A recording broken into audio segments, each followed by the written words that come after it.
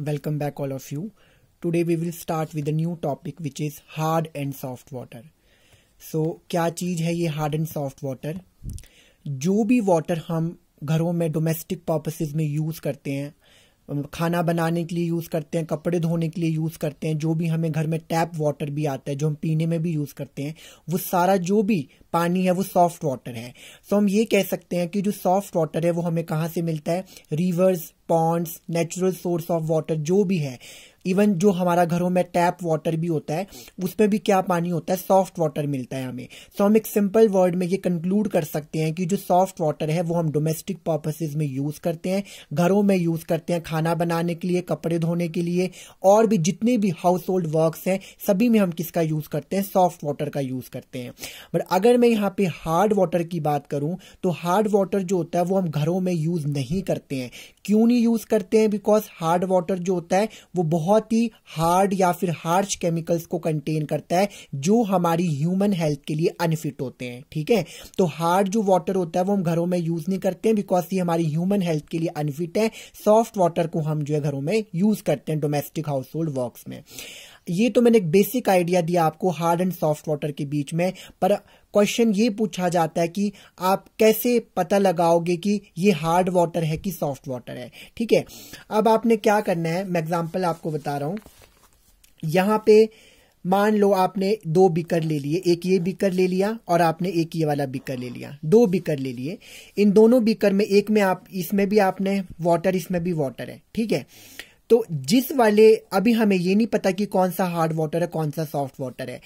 इन दोनों में मैंने सोप या फिर डिटर्जेंट को ऐड कर दिया। मैंने सोप या फिर डिटर्जेंट एंड लिखा है, मैंने ये सोप एंड डिटर्जेंट है, तो मैंने कोई भी सोप या फिर डिटर्जेंट को ऐड कर दिया।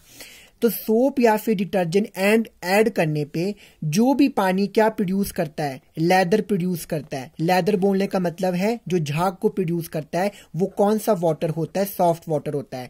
आपने देखा भी होगा घरों में जो हम जब कपड़े धोते हैं हम घर में, तो जब हम डिटर्जेंट डालते हैं पानी के सॉफ्ट वाटर पानी पे, तो क्या होता है? वहां पे झाग की फॉर्मेशन हो जाती है, वहां पे लेदर फॉर्मेशन हो जाती है। तो आपने याद रखना है कि जो हार्ड वाटर होता है वो कोई लेदर फॉर्मेशन नहीं करता, सॉफ्ट वाटर जो होता है वो लेदर फॉर्मेशन करता है। इसका बोलने का मतलब ये है कि जो सॉफ्ट वाटर है वो क्या है? वो लेदर की फॉर्मेशन करेगा, वो झाग को प्रोड्यूस करेगा, पर हार्ड वाटर नहीं करता है। तो ये तो हमने सॉफ्ट और हार्ड वाटर के बीच में बेसिक डिफरेंस पढ़ा, पर आपके जो बुक्स हैं उनमें हार्ड वाटर को थॉरली एक्सप्लेन किया हुआ है, डिटेल्ड में एक्सप्लेन किया हुआ है, तो हम यहाँ पे हार्ड वाटर की बात करते हैं। तो आपने एक बात का ध्यान रखना है कि जो हार्ड वाटर होता है वो दो तरह की हार्डनेस शो करता है। एक होती है टेम्परेरी हार्डनेस और एक होती है आपकी परमानेंट हार्डनेस। एक होती है टेम्परेरी हार्डनेस और एक होती है परमानेंट हार्डनेस। आप देख सकते हो कि नाम ही टेम्परेरी है, तो टेम्परेरी जो हार्डनेस होती है इसको हम क्या कर सकते हैं? टेम्परेरी है तो इसको हम रिमूव कर सकते हैं, इस हार्डनेस को हम रिमूव कर सकते हैं। किस प्रोसेस से रिमूव कर सकते हैं? इसको हम बॉइलिंग प्रोसेस से रिमूव कर सकते हैं। अगर मान लो मैं इस वाटर को बॉइल करता हूं तो इसकी जो हार्डनेस होती है वो रिमूव हो जाती है, पर जो परमानेंट हार्डनेस होती है वो बॉइलिंग जो प्रोसेस होती है उससे रिमूव नहीं होती है। तो आप नेम से समझ सकते हो हार्ड वाटर की दो तरह की हार्डनेस वो शो करता है, एक टेम्परेरी हार्डनेस है और एक परमानेंट हार्डनेस है। As the name suggest it is temporary, so temporary hardness is easily removed by the boiling process, इसको बॉइलिंग से हम रिमूव कर सकते हैं। परमानेंट हार्डनेस को हम बॉइलिंग से रिमूव नहीं कर सकते हैं। टेम्परेरी जो हार्डनेस होती है, very important point, this is a very important point, this is due to the presence of bicarbonate ions. Bicarbonate ions क्या होते हैं? HCO3 नेगेटिव जो आयंस होते हैं वो बाइकार्बोनेट आयंस होते हैं। किसके बाइकार्बोनेट आयंस होते हैं? या तो कैल्शियम के है या फिर मैग्नीशियम्स के होते हैं। ठीक है, तो ध्यान रखना कि जो टेम्परेरी हार्डनेस होती है this is due to the presence of the bicarbonate ions of the calcium and the magnesium, and permanent जो हार्डनेस होती है this is due to the presence of the sulphates and chlorides, sulphates and chlorides of calcium and magnesium. क्या बोलने का मतलब है यहाँ पे? जैसे CaCl2 calcium chloride, CaSO4 calcium sulphate, MgCl2 magnesium chloride, MgSO4 क्या हो गया? मैग्नीशियम सल्फेट हो गया। तो हम यहां से ये कह सकते हैं कि जो परमानेंट हार्डनेस होती है, एक तो उसको हम बॉइलिंग से रिमूव नहीं कर सकते हैं बिकॉज ये परमानेंट होती है, पर जो परमानेंट हार्डनेस है this is due to the presence of the sulphates and the chlorides of the calcium and the magnesium. जो कैल्शियम और मैग्नीशियम आयंस के सल्फेट और क्लोराइड फॉर्म्स हैं उनमें परमानेंट हार्डनेस होती है। ठीक है, तो आप यहां पर भी देख सकते हो, मैंने यहाँ पे एक बेसिक डिफरेंस यहाँ पे बताया हुआ है टेम्परेरी और परमानेंट के बीच में। नेम से आप देख सकते हो टेम्परेरी को बॉइलिंग से रिमूव कर सकते हो और परमानेंट हार्डनेस को बॉइलिंग से रिमूव नहीं कर सकते, और this is due to the presence of the bicarbonates HCO3 negative ions of the calcium and the magnesium. यहां पे आप एग्जांपल्स भी देख सकते हो। परमानेंट हार्डनेस को बॉइलिंग से रिमूव नहीं कर सकते, this is due to the presence of the chloride and the sulphates of the calcium and the magnesium. ये हो गया। आपने एक बात का हमेशा ध्यान रखना है कि जो हार्डनेस होती है पानी में, पानी हार्ड होता है, this is due to the presence of calcium and the magnesium salts. तो this is a very very important point कि पानी क्यों हार्ड होता है। पानी इसलिए हार्ड होता है बिकॉज वो कैल्शियम और मैग्नीशियम्स के सॉल्ट्स को कंटेन करता है। ठीक है, और हार्डनेस जो हार्ड वाटर होता है वो हम डोमेस्टिक पर्पसेस में, हाउस होल्ड वर्क में यूज नहीं करते हैं बिकॉज वो हार्श केमिकल्स को कंटेन करता है जो हमारी ह्यूमन हेल्थ के लिए अनफिट होते हैं। और जो सॉफ्ट वाटर है, जो भी हमें रिवर, लेक्स, पॉन्ड्स, जो भी नेचुरल सोर्स ऑफ वाटर है, जो भी पानी वहां से मिलता है, जो लेदर की फॉर्मेशन भी करता है, झाग की फॉर्मेशन भी करता है, पर वो हमारी ह्यूमन हेल्थ के लिए अनफिट नहीं होता, उसको हम कौन सा वाटर कहते हैं? सॉफ्ट वाटर कहते हैं। अब यहां पे एक प्रोसेस होता है जिसको हम सॉफ्टनिंग ऑफ वाटर कहते हैं। मैंने पिछले कल आपको जो क्वेश्चन पेपर डिस्कस करवाया था तो वहां पे क्वेश्चन आया था हार्ड एंड सॉफ्ट वाटर। तो सॉफ्टनिंग ऑफ जो वाटर होती है वो क्या प्रोसेस होता है? सिंपल प्रोसेस है softening of water. Softening of water वो प्रोसेस होता है, क्या प्रोसेस है softening of water? Softening of water वो प्रोसेस होता है जिसमें हम हार्ड जो वाटर होगा, किस हार्ड वाटर को सॉफ्ट वाटर में जब हम कन्वर्ट कर देते हैं उसको हम कहते हैं softening of water. So softening of water is the process of the removal of the hardness of water. हम पानी की हार्डनेस को रिमूव करते हैं। सिंपली वर्ड में आप ये कह सकते हो कि जब हम हार्ड वाटर को सॉफ्ट वाटर में कन्वर्ट करते हैं उसको हम सॉफ्टनिंग ऑफ क्या कहते हैं? वाटर कहते हैं। अब जो क्या क्या मेथड्स हैं जिससे आप टेम्परेरी हार्डनेस को रिमूव कर सकते हो, तो यहां पे हम दो मेथड्स को डिस्कस करते हैं जिससे आप टेम्परेरी हार्डनेस को रिमूव कर सकते हो। तो what are the different methods जिससे आप रिमूव कर सकते हो टेम्परेरी हार्डनेस? सबसे पहला मैंने आपको यहां पे करवाया बॉइलिंग। बॉइलिंग से आप समझ सकते हो, बॉइलिंग मैंने आपको पहले ही बोली थी कि टेम्परेरी हार्डनेस को हम बॉइलिंग प्रोसेस से रिमूव कर सकते हैं, परमानेंट को नहीं कर सकते हैं। तो बॉइलिंग प्रोसेस में क्या होता है, यहां देखो कि जो भी आपके बाइकार्बोनेट आयंस होते हैं कैल्शियम और मैग्नीशियम्स के, ठीक है, वो हमेशा सॉल्युबलाइज फॉर्म में होते हैं। जैसे मैंने यहाँ पे कैल्शियम के बाइकार्बोनेट आयन ले लिए और जैसे उसको मैंने बॉईल कर दिया तो वो किस में ब्रेक हो जाएगा? कैल्शियम के बाइकार्बोनेट आयन कन्वर्ट हो जाते हैं कैल्शियम कार्बोनेट में CaCO3 प्लस वो कार्बन डाइऑक्साइड गैस को यहां से रिलीज करते हैं। यहां पे इस साइन को बोलने का मतलब क्या है? ये जो मैंने यहाँ पे साइन नीचे को लगाया, इस साइन को बोलने का मतलब क्या है कि यहां पे प्रेसिपिटेट की फॉर्मेशन हो रही है। किसकी फॉर्मेशन हो रही है? प्रेसिपिटेट की फॉर्मेशन हो रही है। तो यहां पे जो कैल्शियम के आयंस थे वो सॉल्युबलाइज फॉर्म में थे, पर जैसे कैल्शियम कार्बोनेट बन गया तो वो इनसॉल्युबल फॉर्म में कन्वर्ट हो गया। और इसी इनसॉल्युबल फॉर्म को हम क्या कहते हैं? इनसॉल्युबल बोलने का मतलब कि जो डिसॉल्व नहीं हो पाया, जो सॉल्युबलाइज नहीं हो पाया है, तो उसको हम फिल्टर करते हैं और फिल्टर करने के बाद उसको हम सॉफ्ट वाटर में कन्वर्ट कर देते हैं। तो ये बॉइलिंग प्रोसेस है। तो टेम्परेरी हार्डनेस को हम रिमूव कर सकते हैं। और ये अभी आपके जो इस साल एग्जाम हुआ था सेक का, तो उसमें एक क्वेश्चन पूछा गया था टेम्परेरी हार्डनेस। तो टेम्परेरी हार्डनेस को हम बॉइलिंग से रिमूव कर सकते हैं। दूसरा प्रोसेस बिल्कुल सेम प्रोसेस है जिसको हम क्लार्क्स मेथड कहते हैं। बस आपने एक बात का ध्यान रखना है कि क्लार्क्स मेथड में हम क्या लेते हैं? हम यहाँ पे कैल्शियम हाइड्रोक्साइड, जिसको हम लाइम भी कहते हैं, उसका यूज करते हैं। और ये जो कैल्शियम हाइड्रोक्साइड लाइम है, जब इसको मैं ट्रीट करवाता हूं किससे? कैल्शियम या मैग्नीशियम के कोई भी बाइकार्बोनेट आयंस आप ले सकते हो। तो सिमिलरली यहाँ पर ये सॉल्युबलाइज फॉर्म में होता है तो वो कन्वर्ट हो जाता है इनसॉल्युबल फॉर्म में। वो यहाँ पे कैल्शियम के कार्बोनेट और मैग्नीशियम कार्बोनेट बना देता है। और ये जो यहाँ पे फॉर्म आपको मिलती है वो इनसॉल्युबल फॉर्म होती है, मतलब कि वो सॉल्युबलाइज नहीं हो पाई है। उसको भी हम फिल्टर करते हैं और फिल्ट्रेशन प्रोसेस के बाद उसको हम सॉफ्ट वाटर में कन्वर्ट करते हैं।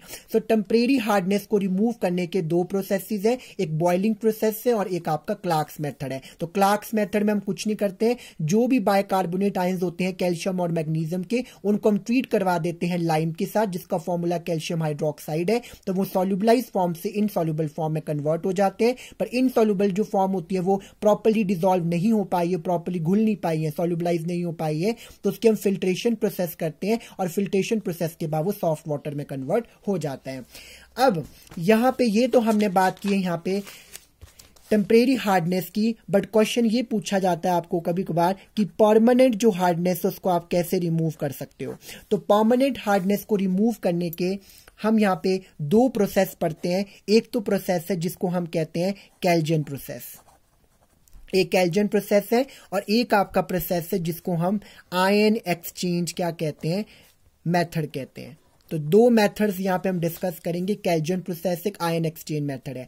केल्जन प्रोसेस में क्या होता है मैं आपको पहले बता दूं, जो भी आपका हार्ड वाटर है, मैंने पहले भी बताया था कि जो हार्ड वाटर होता है वो हार्ड क्यों होता है, क्योंकि उसमें कैल्शियम या फिर मैग्नीशियम के आयंस क्या होते हैं, प्रेजेंट होते हैं, इसलिए पानी क्या होता है, हार्ड होता है। कैल्शियम और मैग्नीशियम सॉल्ट्स की प्रेजेंस में ना, इनकी सॉल्ट्स की प्रेजेंस में जो पानी होता है वो हार्ड होता है।